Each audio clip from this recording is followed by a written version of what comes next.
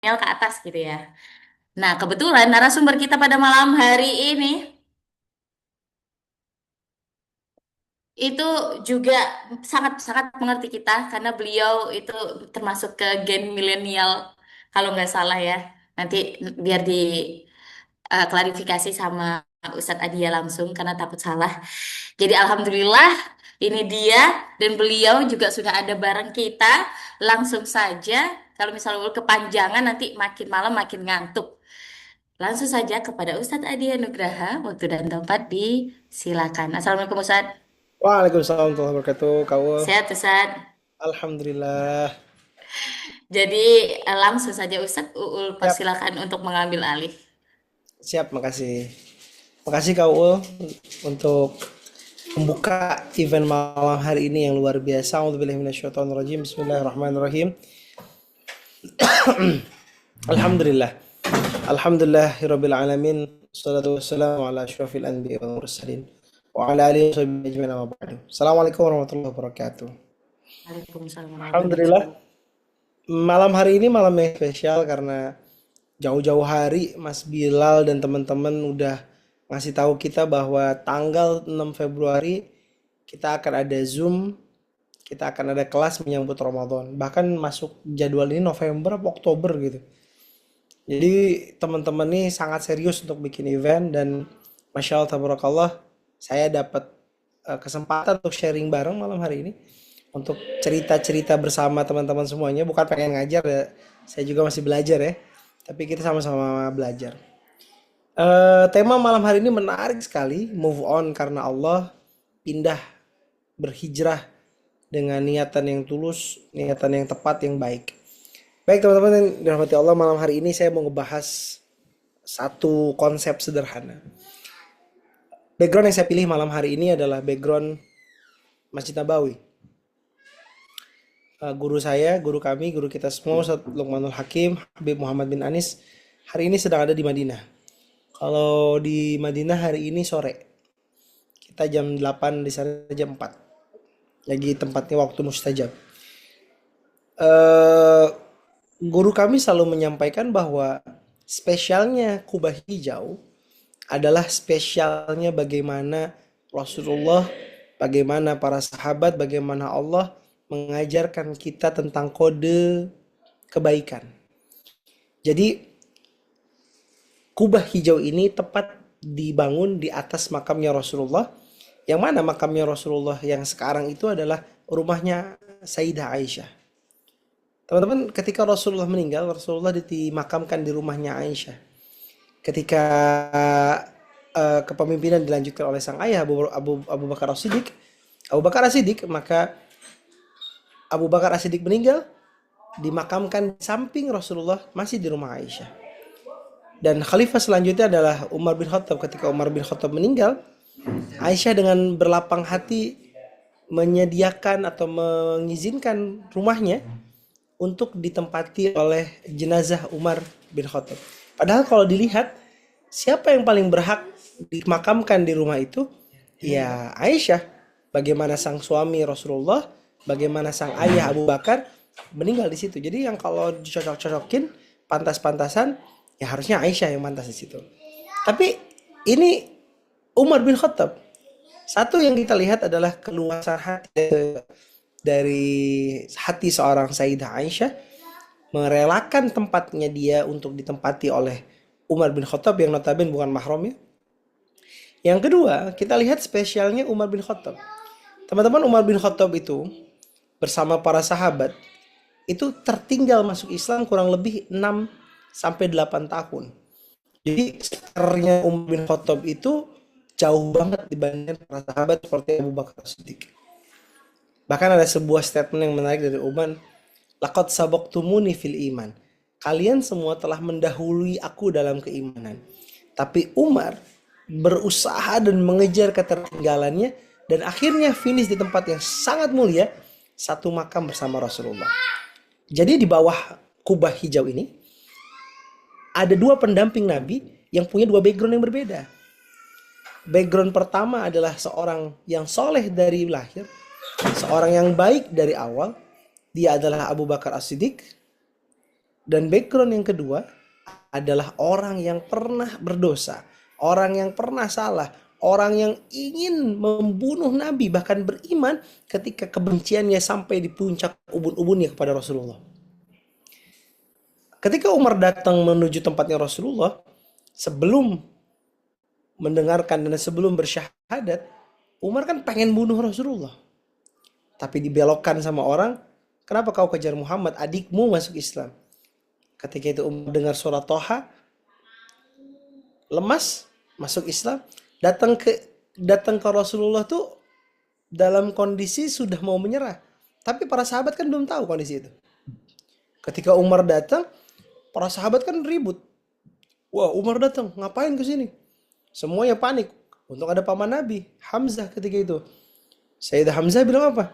Tenang. Kalau dia macam-macam, qatalnahu bisayfi. Kalau dia macam-macam, kita akan bunuh dia dengan pedang yang dia bawa. Ternyata Umar datang bukan karena pengen berperang, Umar datang karena ingin menyerah, ingin menjadi orang muslim. Itulah hidayah. Nah, yang ingin kita bahas hari ini teman-teman, apa yang ditinggalkan oleh seorang Umar ketika konsekuensi masuk Islam, dia tinggalkan banyak hal. Dia tinggalkan relasi, dia tinggalkan hartanya, dia tinggalkan keluarganya. Untuk apa? Untuk membayar keimanannya. Nah, di hari itu dia beriman, Islam langsung mengubah skema dakwahnya yang tadinya dakwahnya diam-diam menjadi dakwah yang terang-terangan. Kenapa? Ada Umar di situ. Ini yang membuat Umar spesial, walaupun dulunya dia adalah seorang yang bermaksiat, orang yang salah, pernah membunuh anak perempuannya di kala bayi, ya kan?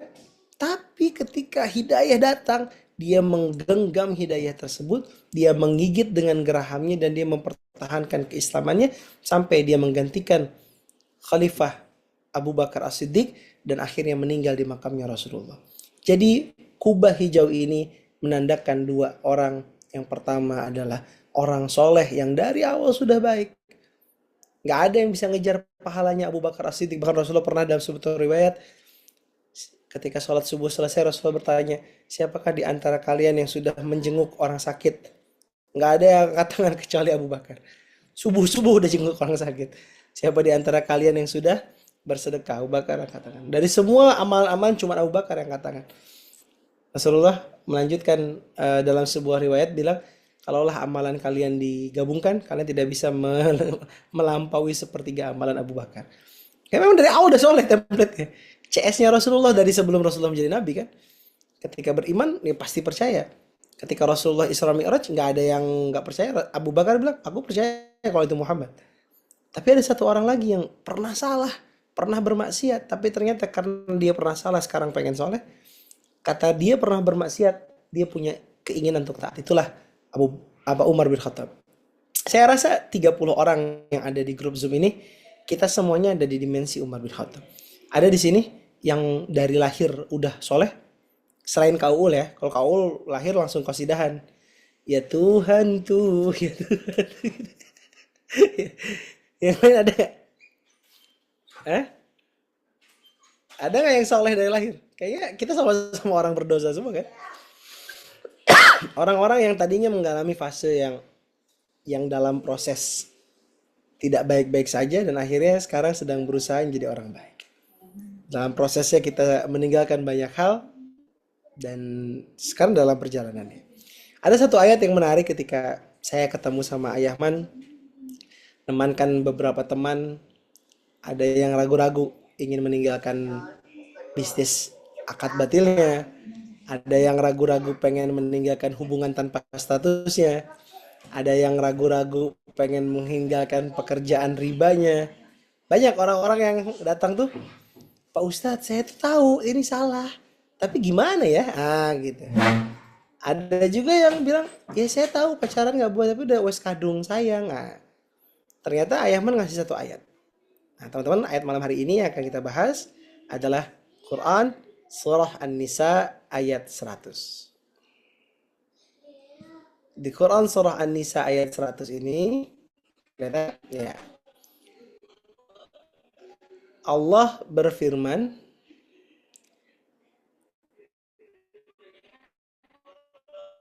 A'udzu billahi minasyaitonir rajim. Bismillahirrahmanirrahim. Wa may yuhajir fi sabilillah yajid fil ardi muragaman katsiran wasa'ah. Muragaman katsiran wasa'ah. Ya kan? Apa yang Allah sampaikan di sini, barang siapa yang berhijrah di jalan Allah fi sabilihi. Halo, kedengaran? Kedengaran Ustaz. Siap. Wa may yuhajir fi sabilihi, barang siapa yang berhijrah di jalan Allah, niscaya akan mendapatkan bumi di tempat hijrahnya dengan banyak kelapangan rezeki, banyak kelapangan hidup. Muraghaman katsira wasa'. Ini ayat yang menarik. Kenapa? Karena Allah menjanjikan kalau dia niat hijrahnya karena Allah, dia betul hijrahnya karena Allah, dia tinggalkan semua keburukan-keburukan karena Allah, maka Allah akan menjanjikan hamparan tanah di dunia ini muraghaman katsira wasa'. Tempat-tempat yang luas, yang banyak kelapangan, banyak opportunity, banyak kesempatan. Teman-teman mungkin pernah ngalamin mentok sana sini. Wah, aku udah usia hampir 30, hampir 40. Gimana cari kerja di tempat lain? Gimana cari ini? Gimana cari itu? Di PHK di usia kepala 4, bingung dan segala macam. Tapi ketika kita mendasari niatnya dengan benar, jangan khawatir. Karena Allah yang akan menjamin ketika seseorang hijrah di jalan Allah, Allah akan kasih tempat dengan jutaan lapangan kesempatan untuk dia mendapatkan keberkahan rezeki dan hidup. Ya, jadi ini kunci utama yang awal. Yang ingin saya sampaikan malam hari ini adalah teman-teman dalam proses kita berhijrah, kadang kita meninggalkan banyak hal. Kita meninggalkan nama besar kita di belakang. Kita meninggalkan pekerjaan-pekerjaan kita di belakang. Kita meninggalkan opportunity, kesempatan dan segala macam. Tapi kalau niatnya benar karena Allah, niatnya benar di jalan Allah, maka Allah akan menyiapkan gantinya dengan yang lebih baik. Materi pertama yang ingin saya sampaikan, barang siapa yang meninggalkan keburukan karena Allah, maka Allah akan menggantinya dengan kebaikan yang jauh lebih baik. Buat teman-teman yang hari ini sedang ada dalam persimpangan, lanjut nggak kerja di tempat ini? Lanjut gak aku menunjukkan pernikahan dengan orang ini? Lanjut gak? Lanjut gak? Lanjut gak? Sebelum ngobrol ke teknis gimana caranya lepas dari keburukan, yuk balikin dulu mindset utama. Jadilah orang-orang yang yuhajir fi sabilillah. Dia mau hijrah di jalan Allah dengan niatan, ya Allah, semoga dengan perubahanku menjadikanku hamba yang lebih baik. Menjadikanku hamba yang ingat, taat, ingat dan dekat kepadamu. TID, taat, ingat dan dekat. Ini indikator seseorang hijrahnya benar. Saya tuh ini curhat ya, cerita ya Kak Ul dan teman-teman. Saya alhamdulillah ini tahun ke-6 di Masjid Kapal Munzalan, menuju tahun ke-7. Dalam prosesnya ada teman-teman yang nanya ke saya, guru-guru yang nanya, Ustadz kenapa antum nggak bikin pondok sendiri? Kenapa antum nggak ngebikin masjid sendiri? Kenapa? Saya jawab dengan kesadaran, saya belum bisa menata niat. Saya belum bisa menyiapkan niat saya. Jangan-jangan nanti suatu saat nanti kalau saya membuat kapal sendiri, saya membuat skoci sendiri, saya membuat lembaga saya sendiri, bukan lillah, bukan murni karena berjuang untuk Allah, tapi semata untuk mengakomodir ego saya, mengakomodir nafsu saya, mengakomodir niatan saya membuktikan bahwa saya bisa berdiri lebih baik dari lembaga saya hari ini. Itu yang hari ini saya takutin betul. Ketakutan itu adalah apa? Jangan sampai niat hijrahnya salah. Karena untuk berhijrah, ya kan, untuk berhijrah, untuk bisa move on, kan materi malam hari ini bisa move on karena Allah. Ciri-ciri move onnya on the track, move onnya tepat tadi, taat, ingat, dan dekat. Tapi apa cara-cara move on itu dari mana yang benar itu? Yang pertama, N, niatnya harus benar. Bahkan ayat innamal a'malu binniyah, maaf bukan ayat, hadis. Innamal a'malu binniyah, segala pekerjaan itu tergantung niatnya. Itu hadis pembuka di buku-buku besar hadis. Itu hadis yang diambil dari kejadian hijrahnya Nabi dari Makkah ke Madinah. Karena ada orang yang berhijrah bukan karena Allah dan Rasulnya, tapi karena perempuan yang ingin dia nikahi. Nah teman-teman, hari ini niatnya apa? Pakai jilbab bener-bener karena ingin taat pada Allah atau nutupin uban? Nah, bapak-bapak berhenti merokok beneran karena Allah atau karena udah batuk darah? Cek lagi. Jangan sampai selama ini niat kita salah. Maka untuk bisa hijrah di jalan yang tepat, yang pertama niatnya dulu. Setelah mencukupi niatnya, menyiapkan niatnya, luruskan niat, bersihkan hati, maka yang kedua adalah cara hijrahnya. Banyak orang hari ini hijrahnya hijrah yang tidak terencana, tidak terkonsep. Akhirnya ketika kejadian yang tidak sesuai harapan terjadi, dia menyalahkan hijrahnya, dia menyalahkan Allahnya. Contoh, hari ini sedang bekerja di perbankan, tiba-tiba tahu itu haram, langsung keluar, langsung banting setir, langsung gini segala macam. Ketika dalam proses perjalanan hijrahnya belum tepat, maka dia akan menghujat Allah nih nggak baik, Allah nih nggak sayang sama saya. Hati-hati, bisa jadi prosesnya caranya salah. Jangan sampai mengatasnamakan hijrah, mengatasnamakan berpindah jadi orang baik, malah dimuamalahnya jelek. Malah caranya kebalik, caranya salah. Makanya orang-orang nanti yang akan benci, bukan benci antumnya, tapi benci sama Islamnya. Saya pernah tuh ngisi di bank. Ngisi di bank konvensional. Datang saya. Terus ditanya sama ininya. Pak Ustadz, gimana itu hukumnya orang-orang yang resign katanya. Tapi ninggalin kerjaan. Ninggalin kerjaan untuk orang-orang setelahnya gitu. Boleh apa enggak? Saya bilang haram. Ketika kita beramanah, berakad dengan kontrak kerja, maka itu harus kita kerjakan. Kalaupun mau keluar, keluar dengan yang baik-baik. Jangan sampai meninggalkan aib. Orang yang akhirnya meninggalkan aib dalam pekerjaannya, wah aku hijrah dari perbankan. Saya pernah dengar, dia bukan hijrah perbankan. Dia emang nggak achieve jadi orang perbankan, akhirnya dia bersembunyi di kalimat hijrah. Nah kan, karena dia nggak benar jadi bankir, akhirnya dia keluar senior hijrah. Padahal dia nggak benar kerjanya. Orang akhirnya punya stereotip orang hijrah ini adalah orang yang bersembunyi di balik dalil-dalil agama. Kenapa seperti itu? Karena ada orang-orang yang hijrah dengan cara yang salah. Bayangin Rasulullah hijrah sangat terkonsep. Saya 2023 ikut naik ke Jabal Thur.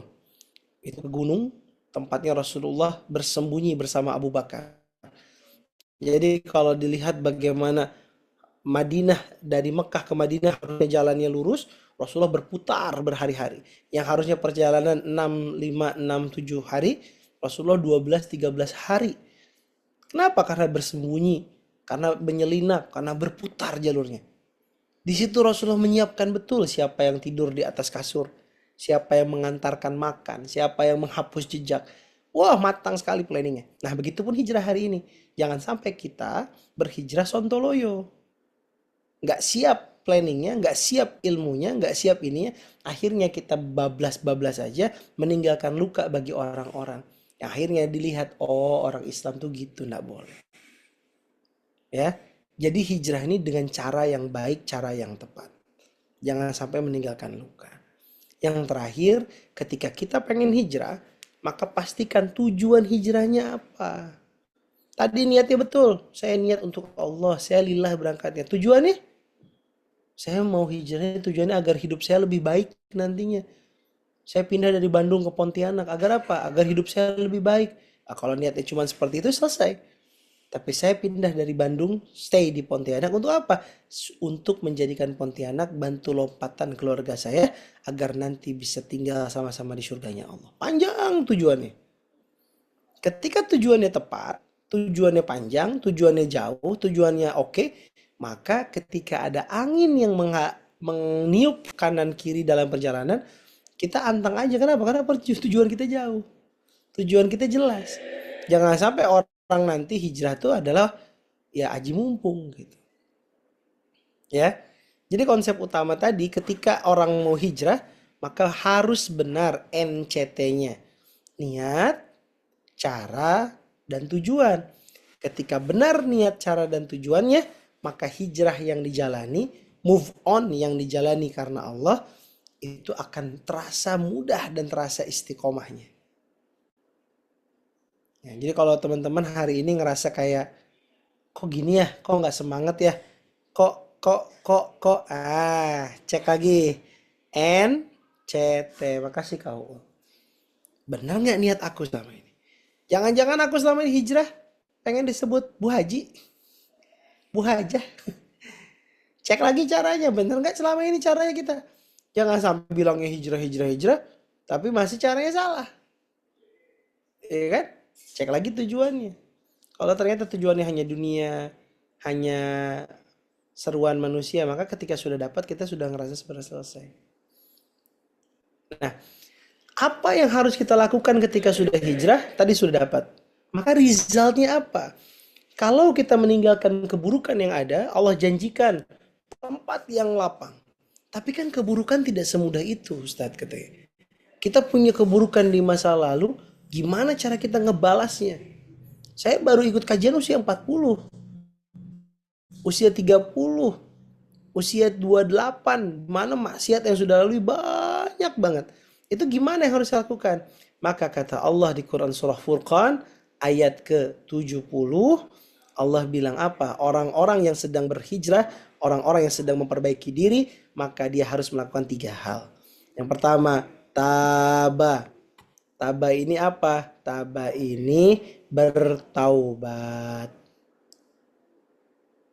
Awal proses hijrah, kalau tadi niat, cara, dan tujuannya, maka ini saya detailkan bagaimana caranya hijrah. How to hijrah, how to berubah. Yang pertama, taubat. Orang dalam proses hijrah, kalau tidak didasari dari pengen pertaubatan, ngerasa salah, nggak lagi menyalahkan orang lain, ngerasa pengen memperbaiki diri, ngerasa pengen upgrade, maka dia belajar dari taubat. Taubat ini pintu masuknya. Nah, momentum Ramadan yang akan kita dapatkan insya Allah 12 hari lagi. Semoga kita semua yang panjang umur, panjang usia, menikmati Ramadan tahun ini dengan baik, dan mendapatkan momen pertaubatan sama Allah agar mendapatkan ampunan dengan masuknya bulan Ramadan. Amin ya rabbal alamin. Taubat ini adalah satu, minta ampun sama Allah. Yang kedua, minta maaf sama manusia. Taba. Minta ampun sama Allah ini adalah konsep kita salah. Tidak lagi menyalahkan orang lain, tidak lagi menyalahkan pasangan, tidak lagi suami menyalahkan istri, tidak lagi anak menyalahkan ayah, tidak lagi siapa-siapa menyalahkan. Fokusnya apa? Aku mau introspeksi, muhasabah, dan minta ampun kepada Allah. Itu tabah. Siap ya? Yang kedua, apa? Amanah. Amanah apa? Amanah ini adalah beriman. Sesuatu yang beriman, seseorang, halo? Aman ya? Seseorang yang beriman adalah orang yang dia faham betul bahwa level kesadarannya itu adalah level kepercayaannya. Jadi gini, bedanya orang beriman dengan orang biasa adalah orang beriman bisa yakin yakinnya walaupun statement yang Allah sampaikan dan Rasulullah sampaikan tidak masuk akal. Teman-teman tahu orang yang rabun jauh ketika nggak pakai kacamata dia melihat sesuatu samar-samar, ya kan? Tapi ketika dia sudah pakai alat bantu, pakai kacamata, akhirnya dia bisa melihat dengan jelas. Manusia yang hidup tanpa iman, dia ibarat orang rabun berjalan di dunia tanpa kacamata, tanpa alat bantu. Dia hanya menggunakan matanya yang serba kekurangan. Siapa itu? Adalah orang yang berjalan menggunakan logika dan perasaan. Ketika ada seseorang mendahulukan logika dan perasaannya dalam menilai dunia, maka penilaiannya akan rabun. Penilaiannya akan penuh dengan keraguan, keputusannya akan penuh dengan kesalahan, konfliknya akan terus berkepanjangan. Kenapa? Karena dia menilainya tidak lagi jelas. Tapi ketika seseorang menggunakan kacamata iman, semuanya akan jelas terasa. Contoh, ada orang ngomongin kita di belakang. Terus ada orang yang ngedengerin terus bilang ke kita, Pak Haji, saya dengar Ibu Fulan ngomongin Bapak. Kalau pakai hati, perasaan, dan pakai indera logika dan perasaan, apa yang kita lakukan? Ada orang ngomongin kita di belakang, kita labrak lah, kita marah lah, kita ini. Tapi kalau kita pakai kacamata iman, Pak ada yang ngomongin orang di belakang, ada yang ngomongin Bapak. Jawabannya apa? Ya Alhamdulillah. Kenapa Alhamdulillah? Dosa saya terkurangi. Terus, ya Alhamdulillah. Kenapa Alhamdulillah lagi? Karena bisa jadi yang mereka omongkan tidak seburuk yang aslinya. Keburukan saya jauh lebih banyak. Kenapa bisa ngomong kayak gitu? Kacamata yang dipakai kacamata iman. Nah, orang beriman melihat dunia dengan pandangan yang berbeda. Akhirnya dia tidak akan putus asa. Dia tidak akan berfoya-foya. Dia tidak akan pernah menyerah. Karena dia tahu Allah nggak mungkin menyia-nyiakan hidupnya. Dalam proses pertaubatan hijrah kali ini, modal iman yang paling harus kita bawa adalah prasangka baik pada Allah. Bahwa Allah sedang menyiapkan skenario paling baik. Ini saya hari Senin kemarin lahiran anak keempat. Dan prosesnya Masya Allah, istri saya itu 4 kali sesar. Di sesar keempat ini saya pengen memuliakan istri saya. Ya Allah, saya pengen memuliakan istri saya siapkan tempat terbaik. Terus kita ke satu rumah sakit, kita booking. Saya bilang, siapin kamar VIP. Oke? Siap kamar VIP. Berapa uang yang disiapkan? Sejumlah uang disiapkan. Oke, saya akan nabung, saya akan ikhtiar untuk memuliakan istri saya dalam melahirkan anak. Saya pengen dia nyaman, saya nggak pengen dia menderita. Saya nggak pengen dia kesakitan. Karena ketika anak ketiga kemarin, sampai pendarahan, saya ngerasa berdosa. Ketika pernikahan anak keempat ini, lahir anak keempat ini, saya bilang, ibu minta apapun, ayah akan ikhtiarkan. Bilang, hari lahiran tuh hari tanggal 6. Hari ini harusnya lahir. Jadi kalau deadline-nya tepat, harusnya pagi tadi operasi, hari ini malam saya kajian. Tapi Masya Allah, di hari Ahad malam, jam 12 ini saya muntah-muntah. Diare istri saya. Terus dalam prosesnya, Bapak Ibu, kami berangkat ke rumah sakit tertuju yang kami pesan. Qadarullah full, nggak ada ruangan, nggak ada tempat. Akhirnya saya geser ke rumah sakit umum daerah, RSUD, langsung masuk UGD, dan langsung harus dioperasi malam itu juga. Apa yang terjadi? Di malam itu saya masih bilang sama Allah, ya Allah, saya belum punya pegangan untuk memuliakan istri saya menebus kamar itu. Tapi saya yakin gak mungkin kau sia-siakan perjalanan sejauh ini. Pasti kau siapkan solusinya. Ternyata Allah cepatkan 5 hari yang harusnya tanggal 6. Dia terlahir tanggal 2 dini hari di rumah sakit umum daerah.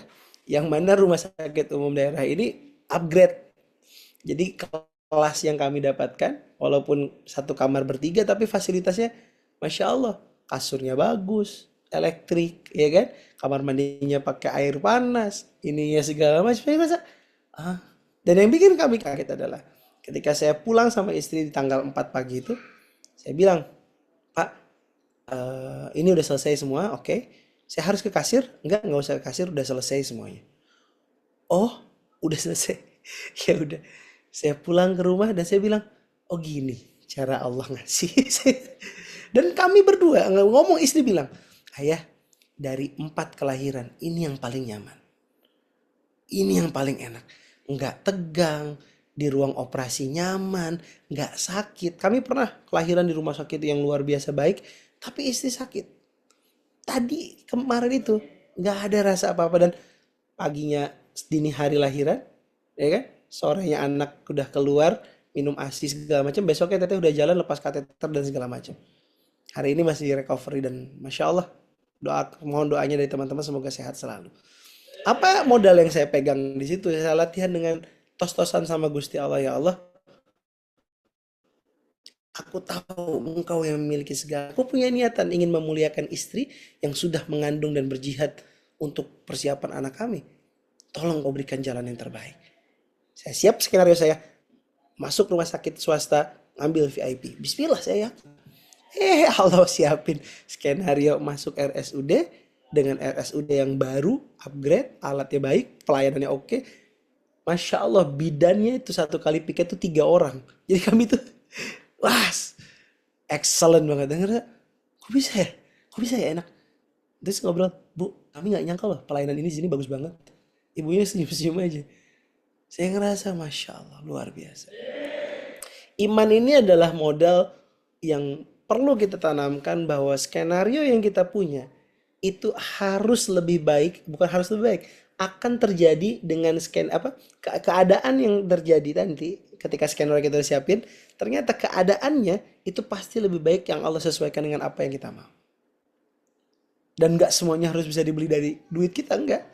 Bisa jadi semua berjalan dengan skenario yang jauh lebih baik. Oke?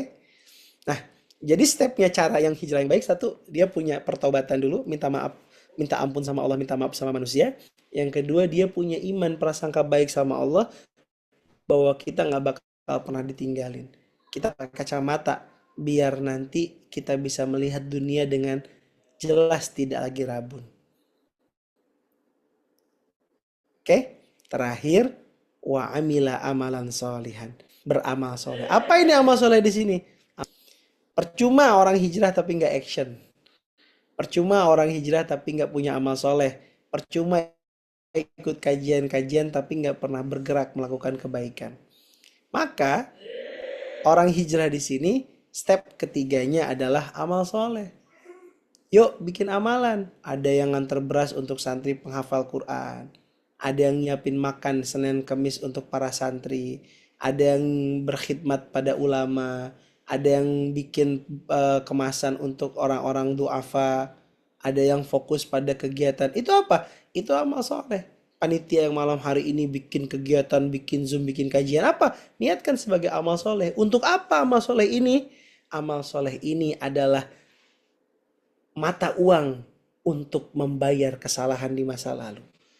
Amal soleh ini adalah bentuk nyata untuk menyampaikan pada Allah, ya Allah, hamba sedang menukar kesalahan di masa lalu dengan amal yang hamba pakai hari ini. 3 step ini, taubat, iman, amal soleh, disingkat TIAS. Taubat, iman, amal soleh. Amal soleh ini harus benar caranya, harus benar niatnya, baru jadi amal soleh.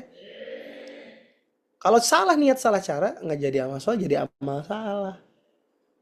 Ya, nah, kenapa? Karena kuncinya di sini. Ketika sudah benar, yubaddilullahu sayyiatihim hasanat, maka Allah akan menggantikan keburukan-keburukannya dengan kebaikan. Dulu punya maksiat nilainya 1 miliar, maka ketika sudah taubat, iman, amal soleh, Allah switch yang 1 miliar kemaksiatan berubah jadi 1 miliar kebaikan. Yang tadinya punya dosa 2 miliar, nanti di switch sama Allah, amal solehnya nilainya 2 miliar. Itu yubadil, diganti dengan size yang sama. Ya kan? Nah, hijrah itu tidak menakutkan. Hijrah itu tidak menyeramkan. Hijrah itu selalu penuh dengan kasih sayang Allah. Tapi yang harus kita pahami bahwa skenario-nya Allah akan jauh lebih manis dari apa yang kita pikirkan. Teman-teman yang dirahmati Allah, malam hari ini yang ingin saya sampaikan, kunci utama dari kita berhijrah adalah niat, cara, dan tujuan yang tepat. Bagaimana kita menjalin hijrah kita dari awal? Pastikan diawali dengan pertaubatan.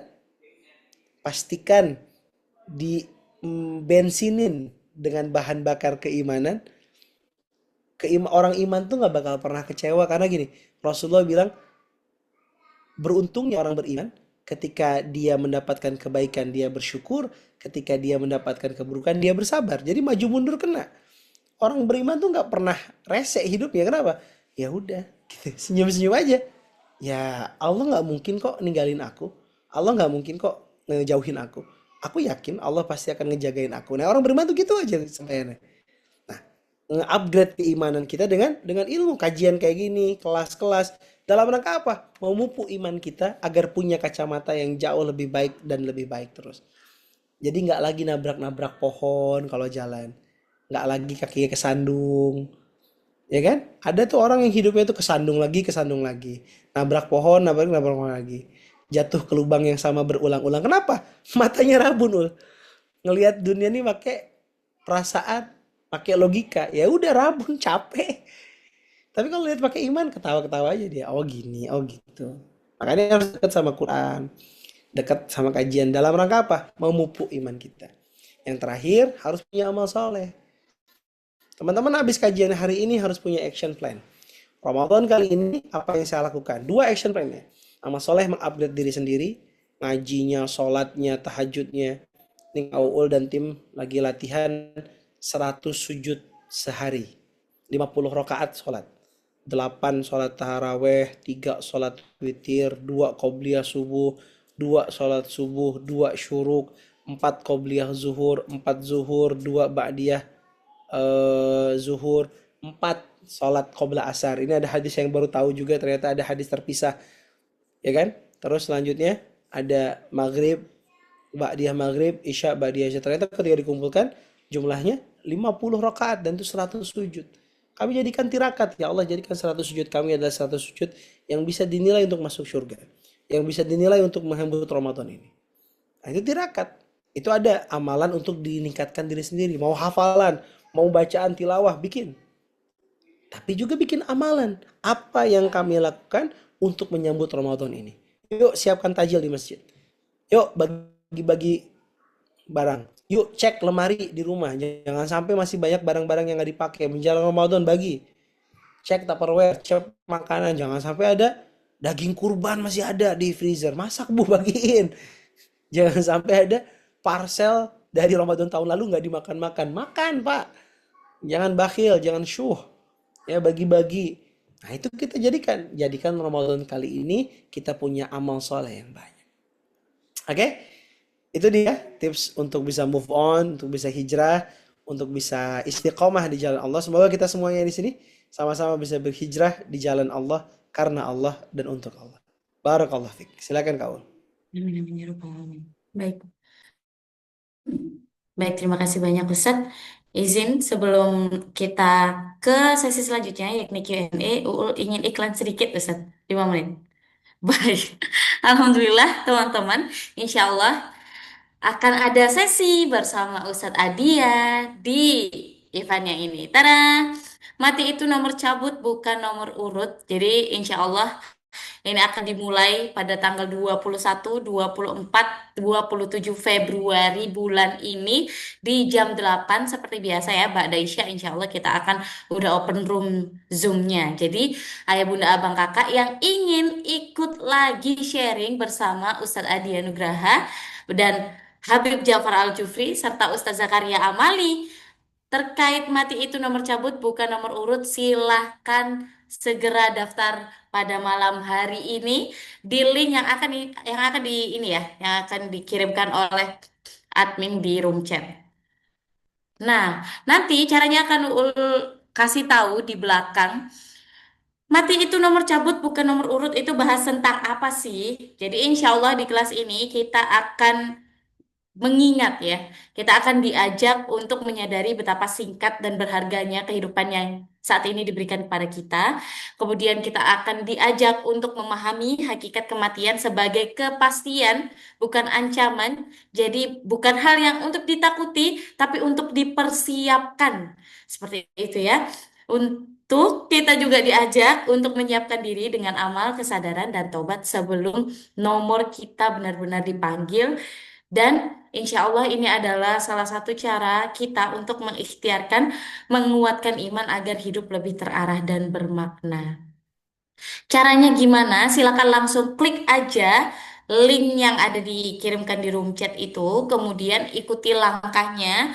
Buat yang bingung akan Uul bimbing di akhir, jadi tolong jangan kemana-mana sampai sesi malam hari ini berakhir, agar nanti ayah bunda abang kakak lebih jelas bagaimana cara mendaftarnya. Dan lebih mudah nantinya ketika acara ini sudah dimulai. Jadi, ayah bunda abang kakak, apakah kita akan bertemu di sesi selanjutnya bersama Ustadz Adia? Pastikan ini adalah sesi pembuka ya, untuk kita sharing bareng Ustadz Adia, bukan jadi sesi terakhir. Jadi silahkan langsung daftar aja. Seperti itu. Kita lanjut ke sesi Q&A, Ustadz. Izin membacakan pertanyaan. Ada dua pertanyaan yang sebenarnya tadi udah terjawab sih Ustadz. Kalau menurut Uul ya, kalau menurut Uul itu sebenarnya ada dijawab sama Ustadz di sesi ini. Tapi sepertinya ada yang butuh lebih detailnya, sepertinya seperti itu Ustadz. Jadi ada dua pertanyaan di sini. Pertama, amalan apa yang bisa membantu proses hijrah agar lebih sehat secara iman dan mental? Silakan.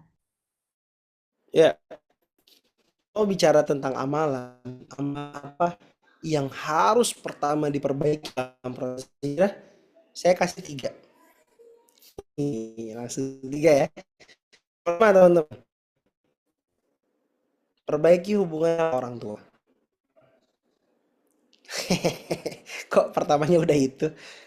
Langsung pulang ke rumah, susulin mama apanya, minta maaf. Kalau ketemu sama tua, minta maaf, minta ridhonya, terima kasih, kasih hadiah. Empat hal ini kau catat. Pertama, hubungan sama orang tua. Ngapain kalau sama orang tua? Satu, minta maaf, minta ridho, terima kasih, kasih hadiah. Saya punya teman bapak duda punya utang 50 M, cerita sama saya, sama udah ngajarin, saya itu ngalamin ini, disuruh sama ayah man, suruh ngapain, pulang ke rumah minta maaf sama mama, saya balik minta maaf sama mama, saya cuci kaki mama, saya cium, saya minta maaf sama mama. Mama pengen apa? Pengen mesin cuci, saya beliin mesin cuci gitu. Terus utang saya dari 50 M tinggal 5 M. Terus masih ada, masih tapi 5 M. Tapi punya orang tua itu baik. Maka teman, segera perbaiki hubungan sama orang tua. Amalan pertama. Ya, kalau nggak punya orang tua, Ustaz, orang tua saya udah meninggal. Orang tua itu tiga, yang melahirkan kita, yang menikahkan anaknya dengan kita, yang mengajarkan ilmu kepada kita.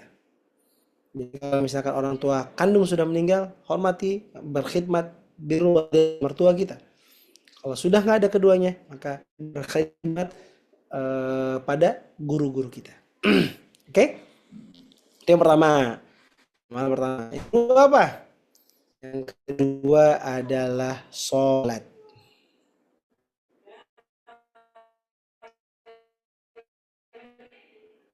Teman-teman, bohong namanya orang-orang hijrah tapi sholatnya belang betong, nggak bohong. Sholat itu adalah tempat atau amalan untuk benar-benar memperbaiki kesehatan mental kita. Ya, sholat. Sholat itu waktu dimana kita bisa ngobrol sama Allah. Upgrade sholatnya, upgrade kualitasnya, upgrade kuantitasnya. Kami bikin kuantitas 100 rakaat sehari. Antum juga boleh tiru dan juga boleh lakukan upgrade kualitasnya. Kualitas sholat itu apa? Pahami bacanya. Jangan sampai udah usia 40, usia 30, wajib burni aja nggak paham apa. Ya kan? Allahu Akbar kabira walhamdulillahi kathira. Ini wajhatu wajhil ladhi. Nggak paham artinya. Ya kita jadi bacaan. Padahal kalau itu puasa. Ya kan? Ihdinas siratal mustaqim apa? Itu upgrade kualitasnya. Sholat itu kunci. Kunci apa? Kunci hubungan. Sholat dari takat silah. Bagaimana kita terkonekkan kepada Allah. Kalau sholatnya benar, insya Allah mentalnya baik. Yang ketiga, Al-Quran. Al-Quran ini apa? Al-Quran ini baca. Belajar baca, bukan buka. Masa udah 40 tahun ijazul jilatil. Upgrade, sekarang banyak guru-guru online ngaji. Teman-teman murabi nanti bikin tahsin online, private, dua sama dua apa? Satu ustadz sama dua orang gitu. Perbaiki bacaannya. Kalau nggak mau diperbaiki, maka susah. Gimana kita bisa baca Google Map tapi kita nggak bisa buka aplikasinya? Nah, Quran tuh gitu. Ya, pemanis yang terakhir Kaul. Yuk biasakan infak. Infak tuh apa? Infak tuh cara kita ngelepas kepemilikan. Melepas keterikatan kita dengan kepemilikan itu yang bikin berat. Dengan ngasih infak, itu ngebuat kita ngerilis beban kita satu-satu.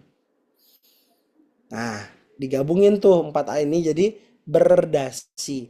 Birrul walidain, Al-Quran, sholat, infak. Ya, kalau sudah kerjakan empat hal ini berdasi, maka insya Allah berdasi ini akan jadi amalan yang paling bisa membuat kita tetap istiqomah, sehat mental, sehat spiritual, insya Allah. Gitu kau. Baik, Ustaz. Izin membacakan pertanyaan terakhir pada malam hari ini. Ya, Bagaimana cara hijrah yang benar, bukan hanya sekedar melupakan? Silakan, Ustaz. ya hijrah yang benar tadi kejawabnya di Tias ya. Tobat, iman, amal soleh. Jadi teman-teman, kenapa saya selalu bilang, guru saya bilang gini, kita ini nggak pantas disebut hijrah. Hijrah itu orang baik menjadi lebih baik. Kita ini pantasnya disebut orang taubat katanya. Fokusnya bertobat dan memperbaiki diri. Karena Rasulullah bersabda, kullu bni Adam khata. Setiap manusia itu pasti punya salah. Wa khairul khata'in at-tawabin. Dan sebaik-baiknya orang yang punya salah adalah orang yang mau mengakui kesalahannya dan memperbaiki dirinya. Taubat. Jadi kalau kita mau hijrah dengan baik dan gak ikut-ikutan, buka dengan taubat. Teman-teman coba cek, ada nggak dosa kita yang kita kerjakan dari pagi sampai sekarang?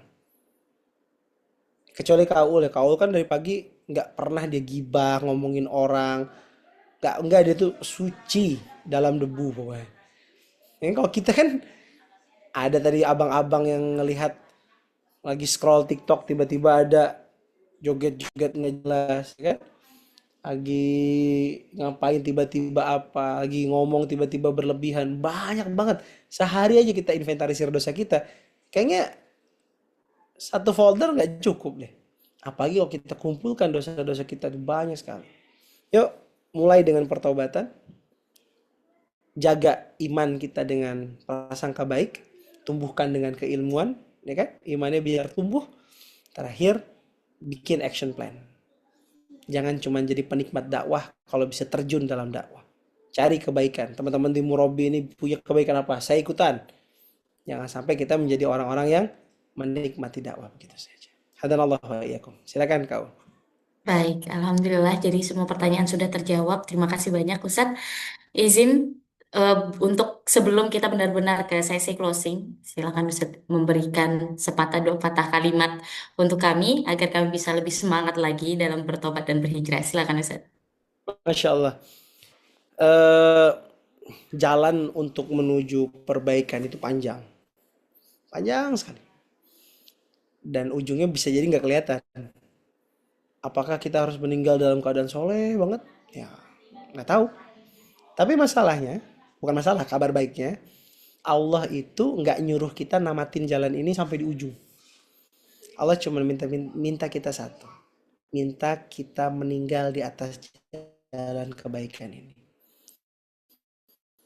Yuk jadiin doa sama Allah, ya Allah, cabutlah nyawa kami ketika kami sedang mengerjakan ibadah. Cabut nyawa kami dalam keadaan tetap istiqomah di jalan ini. Jangan kau cabut nyawa kami di saat kami sedang futur, di saat kami sedang goyah. Ya Allah, jangan kau cabut hidayah yang telah kau titipkan pada kami. Nikmat hari ini bisa dengar kajian, nikmat hari ini bisa sholat tepat waktu. Tapi ada kala waktunya kami cabut semua kenikmatan itu. Jangan kau cabut cepat-cepat ya Allah. Dan kalau engkau nanti mencabut nyawa kami, pastikan engkau cabut nyawa kami di saat kami sedang menikmati nikmatnya iman. Ya, semoga kita semuanya punya level menikmati keimanan di level para nabi, para ulama, para alim soleh. Semoga kita semua yang ada di grup Zoom ini betul-betul bisa menjadi orang yang menikmati manisnya iman. Semoga Allah berikan kepada kita nikmatnya iman, nikmatnya ibadah, dan Allah cabut di hati kita nikmat dari maksiat.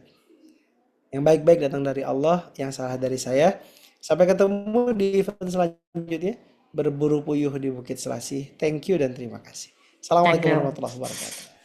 Waalaikumsalam warahmatullahi wabarakatuh. Terima kasih banyak Ustadz. Syukron jazakumullah khairan katsiran.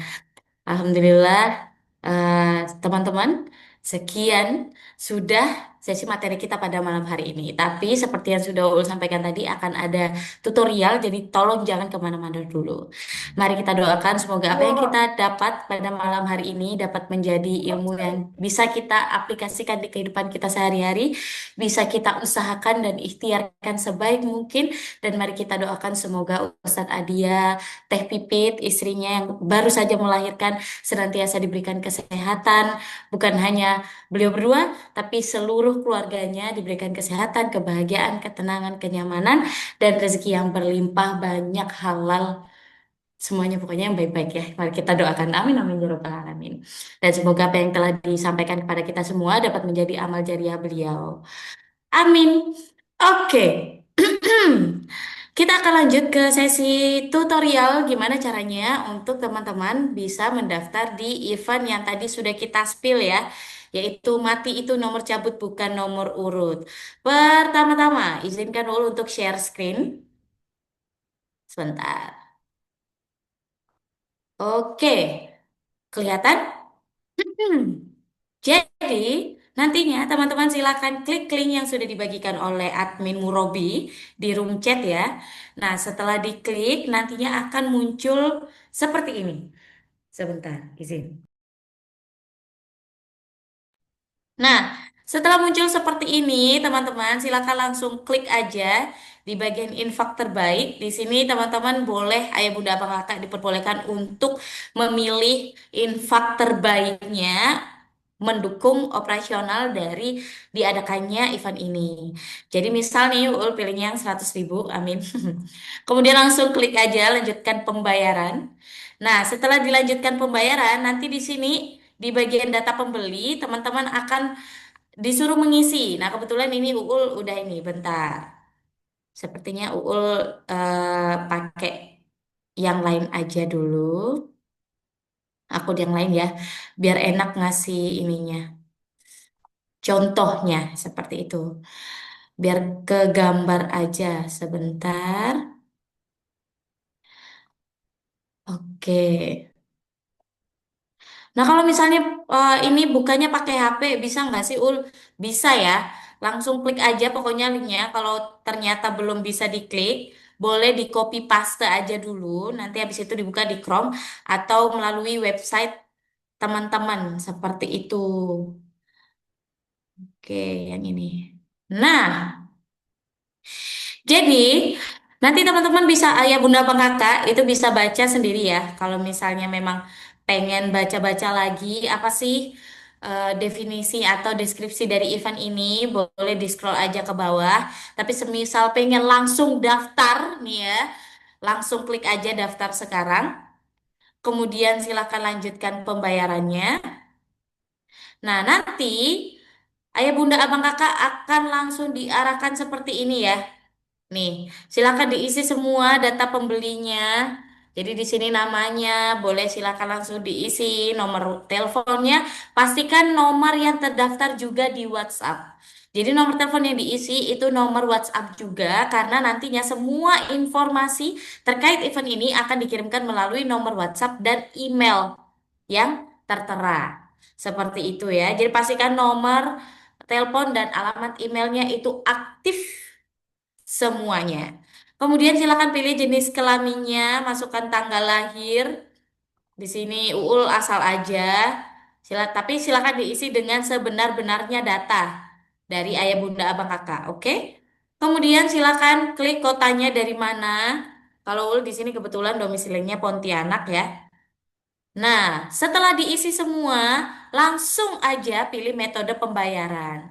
Metode pembayarannya di sini banyak banget. Dan ingat ya, ya Bunda Abang Kakak, jika memilih BSI atau Mandiri Virtual Account seperti ini, itu hanya bisa dibayar melalui M-Banking atau ATM yang sesuai dengan akun yang dipilih. Jadi semisal ayah bunda abang kakak pilih yang BSI, jadi bisanya ditransfer melalui BSI, sesama BSI. Kalau yang mandiri berarti bisanya sesama mandiri. Nah, kalau nggak mau ribet, biasanya UUL tuh langsung pilih aja Kris.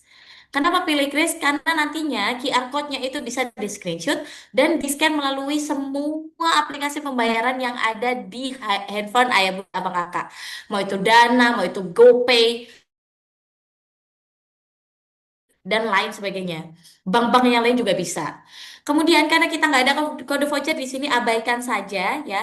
Bagian punya kode voucher ini nggak usah diklik. Kemudian langsung di bagian sini ya.